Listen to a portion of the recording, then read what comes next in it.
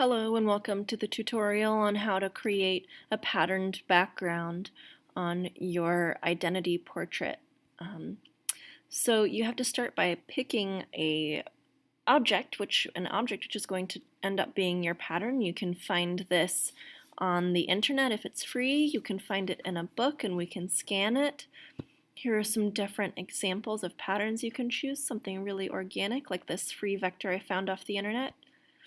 Or a seahorse pattern like this is what I'll be showing you how to do.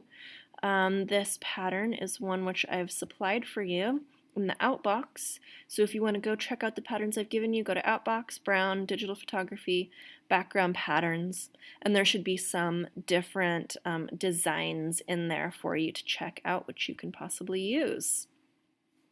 So you probably will have left off here. You have got a blurry background like this, and then you have got a nice perfect crisp layer on top of it, and we need a new layer to put our pattern on, so click on the new layer icon. There it is. If you double click, you can rename it pattern, or I'm going to name mine seahorse because I know that that's what I want to do. Alright, file, place linked, and go ahead and find your final image which you chose for your design. Here's mine, the seahorses, and place.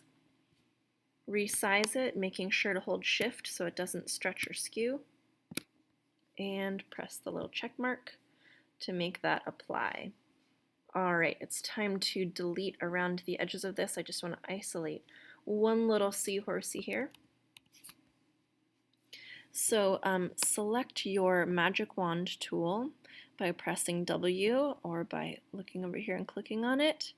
I want a tolerance of somewhere around 10, and click on all your whites and press backspace to delete them.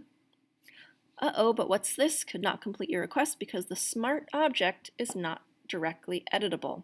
Click OK. And here's the problem, that little link sign on our linked object. So do Control D to deselect.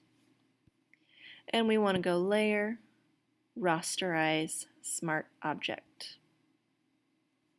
Now try clicking your white and backspacing. And it worked.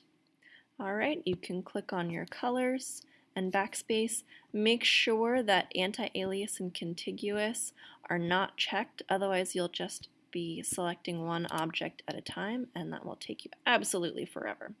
So uncheck contiguous and anti-alias, click on your color, and backspace. Alright, I'm getting closer. I see now that I just have some different lines which aren't going away, and so I've got to painstakingly delete those. We do have 4 seahorses, but I'm going to delete all but one so that I can get the pattern to be just how I want it. Now if you're having a hard time seeing what you're doing, remember that you can come over here and uncheck both of your layers in order to be able to focus. For me, it actually is a little bit easier if I've got that background.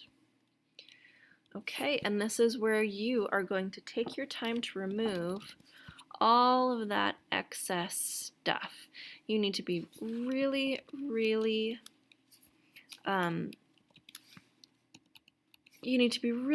careful and delicate and do a great job removing all the excess, because this one image is going to end up being repeated over and over and over when you make it into your final pattern. So do you see the amount of detail that I'm using?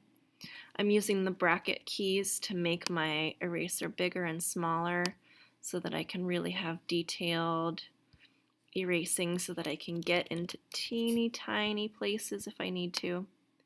Just make it look absolutely perfect. Okay, and this is going to take you quite a while, which is why I'm going to stop this tutorial and give you the rest of the tutorial. Once you're done with this step, I'll give you this tutorial in a totally different video.